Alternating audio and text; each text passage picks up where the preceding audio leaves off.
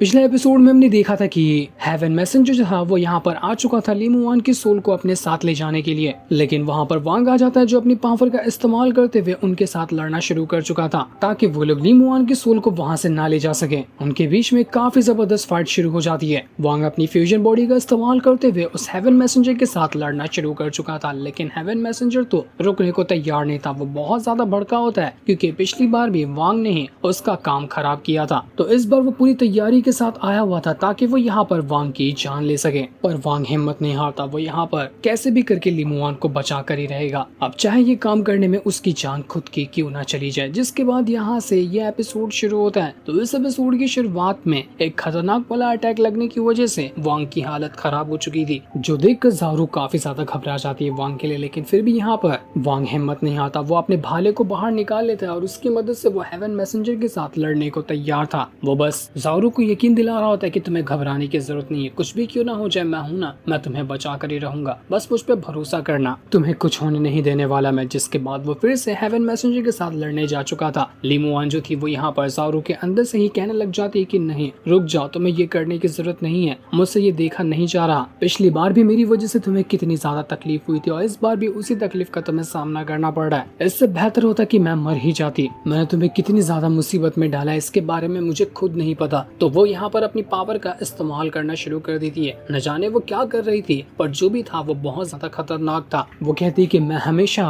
वांग तुम्हारे साथ ही रहूंगी, मैंने तुम्हारी जिंदगी भर की तकलीफों को देखा है, तुमने जितनी भी तकलीफें उठाई है ना वो सब मेरी आंखों के सामने घूम रहा है, जो मुझे यहाँ पर बर्दाश्त नहीं हो रहा। और तुम्हें फिर से यहाँ पर मेरे खातिर अपनी जान की बाजी लगाता हुआ देखकर मैं अब और ज्यादा बर्दाश्त भी नहीं कर पा रही हूँ। इसलिए अब जो मैं करने वाली हूँ ना शायद वो तुम्हें पसंद नहीं आएगा, लेकिन एक यही रास्ता है तुम्हें तकलीफों से निजात दिलाने का, तुम्हें आराम देने का, ताकि तुम भी एक खुशी की जिंदगी गुजार सको। लीमुआन यहाँ पर जो कर रही थी उस चीज पे वांग का अभी ध्यान नहीं जाता, क्योंकि उसका पूरा ध्यान था हेवन मैसेंजर के साथ लड़ने में। वो पूरी जान की बाजी लगा रहा होता है हेवन मैसेंजर को वाट लगाने के लिए, उसको हराने के लिए। लेकिन हेवन मैसेंजर तो हेवन मैसेंजर था, वो यहाँ पर हार मानने को तैयार ही नहीं। वो एक से बढ़कर एक अटैक वांग के ऊपर करता जा रहा था, जिस वजह से वांग की हालत खराब। अगर कुछ जल्दी नहीं किया गया तो हो सकता है कि वांग की जान भी जा सकती है। पर वांग यहाँ पर रुकता नहीं, उसको अपनी परवाह तो थी ही नहीं, चाहे उसकी जान की न चली जाए उसको कोई फर्क नहीं पड़ता। पर तभी देखते देखते लीमुआन जो थी वो ज़ारू के अंदर से बाहर निकल कर आ जाती है। ऐसा लग रहा था कि लीमुआन खुद की सोल को हेवन मैसेंजर के हवाले करना चाहती है, ताकि उसकी सोल को हेवन मैसेंजर जब ले जाएगा तो वो वांग के ऊपर अटैक करना भी बंद कर देगा और इस तरह से वांग की जान बच जाएगी। यहाँ पर यही काम लीमुआन करने के बारे में सोच रही थी। लीमुआन कहने लग जाती कि मैं यहाँ पर अगर रही ना इस ज़ारू के शरीर के अंदर तो ज़ारू की सोल भी खत्म हो सकती है। मैंने बचपन से ज़ारू को बड़ा होते हुए देखा है, इतने टाइम तक कि उसने मेरी सोल को अपने शरीर के अंदर संभाल कर रखा, तो अब मैं उसे ऐसा तो धोखा नहीं दे सकती कि मैं उसके शरीर के ऊपर कब्जा कर लूं। ये मुझसे नहीं हो पाएगा, बड़ी मासूम सी बच्ची है ये, इसलिए मैं ज़ारू की जान खतरे में नहीं डाल सकती। उसका जो शरीर है वो उसी का है, किसी और का उस पे हक नहीं। वो वांग से कहने लग जाती कि वांग मुझे पता है कि तुम मुझे इसके लिए कभी भी माफ नहीं करोगे, लेकिन मुझे ये करना पड़ेगा। मैंने तुम्हारी उम्मीदों को निराश किया, मैं तुम्हारी उम्मीदों पे नहीं खड़ा उतर पाई, पर जो मैं कर रही हूँ ना उम्मीद है कि इसके लिए तुम मुझे माफ कर दोगे। इसके बाद लीमुआन जो थी उसकी सोल हेवन मैसेंजर के पास जाने लग जाती है। हेवन मैसेंजर ये देखकर खुश किया, अरे वाह ये तो बहुत अच्छी बात है, तो तुरंत ही यहाँ पर लीमुआन की सोल को ले जाने लगता है। पर बीच में आकर वांग ने उसका रास्ता रोक लिया था कि रुक जा वहीं पर, लीमुआन की सोल ले जाने से पहले तुझे मुझसे लड़ना होगा। वांग यहाँ पर लीमुआन को भी चिल्ला रहा होता है कि पागल हो गई हो क्या कर रही हो यहाँ पर,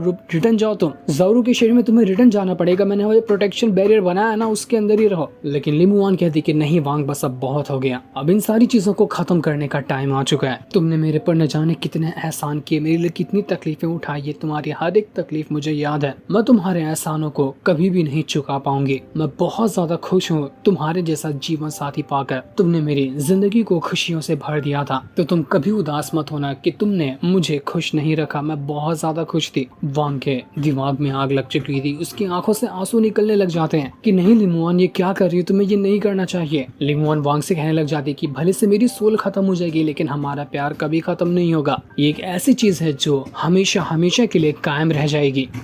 जिसके बाद देखते ही देखते लीमुआन जो थी वो उस बैरियर से बाहर निकलकर उस हेवन मैसेंजर की तरफ बढ़ना शुरू हो जाती है। वांग यहाँ पर बहुत कोशिश करता है ताकि हेवन मैसेंजर को जान से ही मार दे तो वो लीमुआन को नहीं ले जा पाएगा। वो यहाँ पर पूरी कोशिश कर रहा था लेकिन हेवन मैसेंजर को तो मौका मिल चुका था, क्योंकि अब लीमुआन खुद ही यहाँ पर सरेंडर कर रही है तो उसको कुछ करने की जरूरत ही नहीं है, उसको बस वांग को साइड करना था।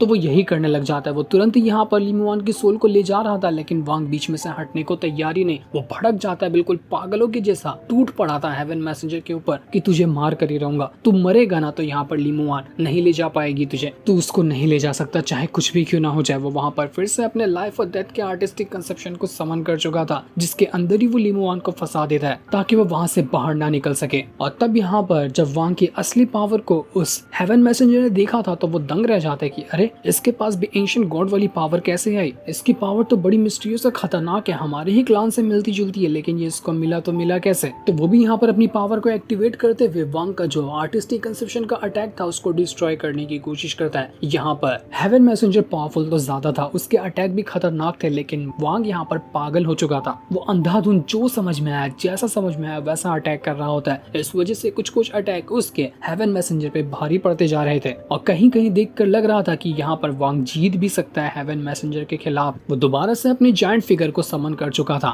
जो दोबारा यहाँ पर आने के बाद उस हेवन मैसेंजर से लड़ने को तैयार होती है। वो उसके सभी अटैक को डिस्ट्रॉय कर रही थी ताकि हेवन मैसेंजर यहाँ पर मारा जाए। हेवन मैसेंजर की हालत एकदम ही ज्यादा खराब हो चुकी थी, उसके सभी अटैक डिस्ट्रॉय हो जाते हैं और तब मौका देखकर वांग भाग कर लीमुआन के पास आता है और उसको गले लगाते हुए कहता है कि तुम्हें कहीं जाने की जरूरत नहीं है, मैं हूं ना तुम्हारे साथ। ये हेवन वाले आते रहेंगे जाते रहेंगे लेकिन मैं तुम्हें कहीं जाने नहीं दूंगा। वो हम दोनों को कभी अलग नहीं कर सकते। लेकिन लीमुआन उससे कहती है कि नहीं वांग, मुझसे वादा करो कि तुम हमेशा अपना ख्याल रखोगे, चाहे मैं तुम्हारे साथ रहूं या ना रहूं। इतना कहने के बाद लीमुआन वहाँ से चली जाती है। वांग पागल हो चुका था कि नहीं लीमुआन, ये तुमने क्या किया, तुम ऐसा क्यों कर रही हो? मैंने इतने साल का इंतजार किया, हेवन वालों से लड़ने की तैयारी की, यहाँ तक कि उन लोगों को अच्छी टक्कर भी दी, मैं उनको हरा भी सकता, लेकिन तुम यहाँ पर क्यों जा रही हो उनके पास? वांग के सोल के जो एसेंस चारों तरफ घूम रहे थे उनको वांग के जो हेवनली पॉल होता है वो उसके अंदर कलेक्ट कर लेता है तुरंत से ही। पूरी सोल तो कलेक्ट नहीं कर पाया था लेकिन उसके कुछ कुछ हिस्सों को उसने अपने हेवनली पॉल के अंदर डाल लिया था, जो उसके पास हमेशा के लिए रह जाएंगे। यही वो चीज रहेगी जो उसको याद दिलाते रहेगी लीमुआन की। वांग पहली बार इतना ज्यादा रोया था, उसके आंखों से आंसू रुकने का नाम नहीं ले रहे थे, क्योंकि उसने तैयारी कितनी ज्यादा की थी लीमुआन के लिए और हेवन से लड़ने के लिए, लेकिन उसने खुद को सरेंडर करवा दिया लीमुआन के खातिर। चाहता तो वो हेवन के खिलाफ जाकर उनसे जीत भी सकता था, पर लीमुआन की खातिर उसने अपनी हार मान ली। वो कहता है कि तुम मुझे हमेशा के लिए छोड़कर चली गई और इस तरह का वादा लेकर जा रही हो कि मैं खुश रहूंगा, मैं अपना ख्याल रखूंगा, ये कैसे हो सकता है? ये कभी नहीं हो सकता। माफ करना, मैं तुमसे किया हुआ ये वादा पूरा नहीं कर पाऊंगा। वांग यहाँ पर चिल्लाते हुए कह रहा था कि मैं वांग लिन, मैंने 2 बार हेवन से फाइट की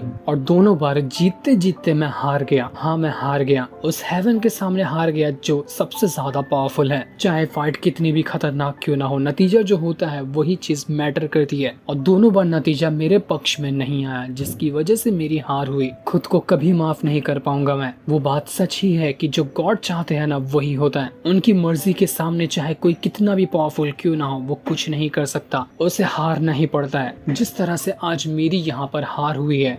वांग पागलों की तरह बस चलता जा रहा था, चलते चलते न जाने वो कितना दूर चला जाता है उसको खुद नहीं पता था। उसको कुछ ना दिखाई दे रहा था ना कुछ सुनाई दे रहा था, बस वो अपने में ही बड़बड़ाते हुए आगे बढ़ते जा रहा था कि मैं हेवन के सामने हार गया। जो किस्मत में लिखा हुआ था वही चीज हुई। मैं चाह कर भी किस्मत को नहीं बदल पाया। कितना कमजोर हूँ मैं खुद को पावरफुल समझता था, लेकिन किस्मत के आगे किसी की नहीं चलती। चाहे कितनी भी कोशिश क्यों ना कर लो, अगर तुम हारना लिखा हुआ है तो तुम हारोगे ही। वांग जब इतनी अधमरी हालत में आगे बढ़ रहा था तो वो किसी जंगल के बीच में आ जाता है। यहाँ पर अगर उसको समझ में आने लग गया था कि लाइफ और डेथ जो है ना उसका मुकाबला कोई भी नहीं कर सकता, चाहे कितनी भी तुम्हारे पास पावर क्यों ना हो जाए। जब वांग आगे बढ़ रहा था तो पीछे से कुछ बीस्ट आते हैं जो वांग के ऊपर हमला कर देते हैं। उनको यहाँ पर वांग कमजोर लग रहा था तो वो उसको खाने के लिए आए थे, पर वांग अपनी पावर का इस्तेमाल करते हुए सब के सब बीस्ट को मार देता है। वो बस ऐसे ही आगे बढ़ता जा रहा था। उसको कुछ समझ नहीं आ रहा था कि मैं करूँ तो करूँ क्या, सब कुछ तो मेरा खत्म हो गया, अब मैं जिंदा रहकर भी क्या करूँ। मुझे कुछ समझ नहीं आ रहा कि आखिर मेरा आगे होगा क्या। वो कहता है कि मैंने लाइफ और डेथ के आर्टिस्टिक कंसेप्शन को सीखने के लिए एक मॉडल इंसान की तरह जिंदगी गुजारी। कई साल मैंने नॉर्मल इंसान की तरह गुजार कर जिंदगी को सीखा और कई बार अपनी जान को हथेली में डालकर मरना क्या होता है उसको महसूस किया। अपनों को मैंने खोया, जिसकी मदद से मुझे डेथ की अंडरस्टैंडिंग हासिल हुई। ये डेथ की अंडरस्टैंडिंग हासिल करना बहुत ज्यादा मुश्किलों भरा काम था। कोई किसी के लिए कितना ज्यादा पागल हो सकता है, मैंने ये चीज भी देखा जो कि जाओई था। वो टिंगर के लिए कितना पागल था, उस चीज का, उस पागलपने को भी मैंने देखा। मैंने न जाने कितनी सारी चीजों को देख चुका हूँ अपनी जिंदगी में जिसकी मुझे भी खबर नहीं है।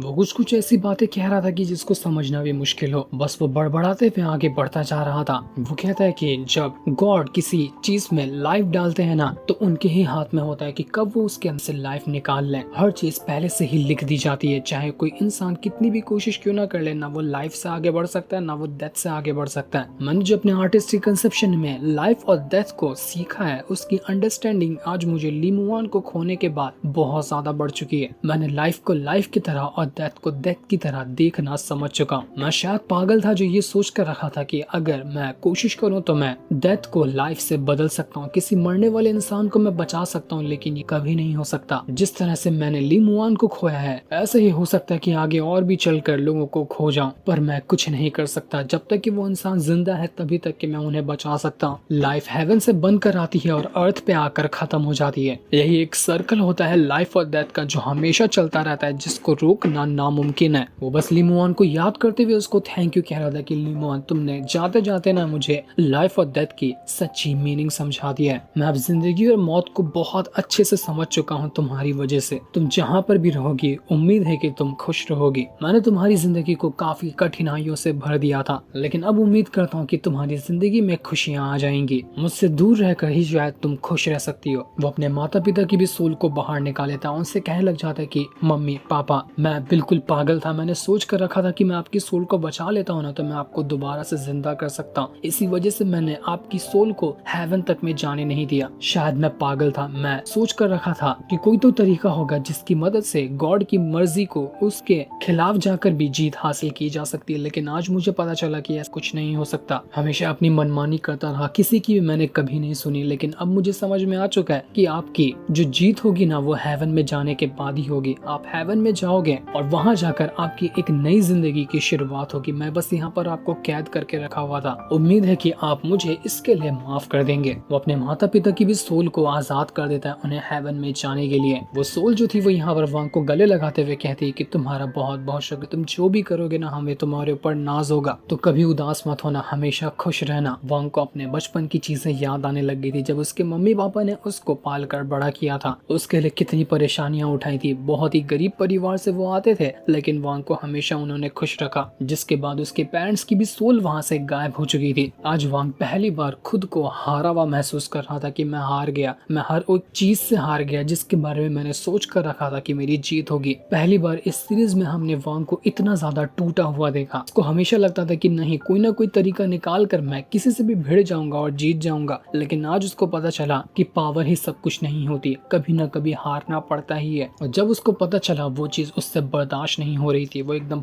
पागल सा हो गया था, बौखला गया था वो एकदम। देखते ही देखते एकदम ही ज्यादा बारिश वहाँ पर शुरू हो जाती है। वांग की जो लाइफ और डेथ की पावर थी, अच्छी और बेहतर अंडरस्टैंडिंग हासिल करने की वजह से वो इंक्रीज होने लग जाती है। वांग का आर्टिस्टिक कंसेप्शन पहले से भी कई गुना ज्यादा स्ट्रॉन्ग हो चुका था। उसके लाइफ और डेथ दोनों की पावर आपस में मर्ज होते हुए वो स्ट्रॉन्ग होते जा रही थी, क्योंकि वांग को अंडरस्टैंडिंग अच्छी हुई लाइफ और डेथ की, तो उसकी लाइफ और डेथ का आर्टिस्टिक कंसेप्शन भी पहले से कहीं गुना ज्यादा पावरफुल हो गया। जिस चीज से वांग खुश तो नहीं होता, क्योंकि किस चीज को खोकर ये पावरफुल हुआ है जिसके बारे में वो कभी सोच भी नहीं सकता था। अपना सब कुछ खोने के बाद उसकी पावर यहाँ पर इंक्रीज हुई। इसके बाद वांग अपने हेवनली पर्ल के अंदर आता है, जहाँ पर वो कह रहा था कि मैंने ज़ारू को भेज दिया, उसकी सारी की सारी मेमोरी मिटा दी जो भी ली मुआन के साथ किया, उसे उसके घर पर मैंने रिटर्न छोड़ दिया और वो बिल्कुल एक नई जिंदगी गुजार सकती है। वांग ने जो ली मुआन की सोल के कुछ हिस्सों को अपने हेवनली पर्ल के अंदर डाला था, तो वहाँ पर उसकी सोल होती है। वांग वांग लीमुआन से कह रहा था कि मैं तुम्हारा एहसान कभी नहीं चुका पाऊंगा जो तुमने मेरे लिए किया। मेरी जान बचाने के खातिर तुमने अपनी सोल को कुर्बान कर दिया, लेकिन कुछ भी क्यों ना हो जाए मैं तुम्हारा दोबारा से वापस आने का इंतजार करूंगा, चाहे 1 साल, चाहे 10 साल, चाहे 1000 साल। जब तक मेरे जिस्म के अंदर जान बची रहेगी तब तक कि मैं तुम्हारे वापस से आने का इंतजार करूंगा कि कब तुम लाइफ और डेथ के साइकिल से होकर दोबारा से जन्म लोगी, दोबारा से मेरे पास आओगी। उस पल का मैं इंतजार करूंगा। वांग यहाँ पर एकदम ही ज्यादा इमोशनल हो चुका था और कहता है कि मेरा इंतजार करना, मैं तुम्हारे साथ हमेशा रहूंगा। वांग पूरे गुस्से के साथ कहता है कि ये तो मैं जान चुका हूँ कि किसी को मरने से मैं नहीं बचा सकता, लेकिन उसकी इस हालत को होने से तो बचा सकता हूँ ना। मुझे खुद को पावरफुल बनाना पड़ेगा, इतना ज्यादा पावरफुल बनाना पड़ेगा कि आगे से मैं अपने हर एक चाहने वाले को प्रोटेक्ट कर सकूं। अब मैं नहीं चाहता कि मेरा कोई अपना मुझसे दूर हो जाए। अब हिम्मत नहीं बची है किसी अपने को खोने की, बस थोड़ा सा ही स्टेप बचा हुआ है इन्फेंट ट्रांसफॉर्मेशन लेवल को ब्रेक थ्रू करने के लिए। इसलिए मुझे सुजाकू प्लैनेट जाना होगा ताकि वहां जाने के बाद मैं अपना infant transformation level breakthrough कर सकूं। जिसके बाद वांग अपना ब्रेक थ्रू करने के लिए वहां से जा चुका था। जो सीन दिखाते ही ये एपिसोड यहीं पर एंड हो जाता।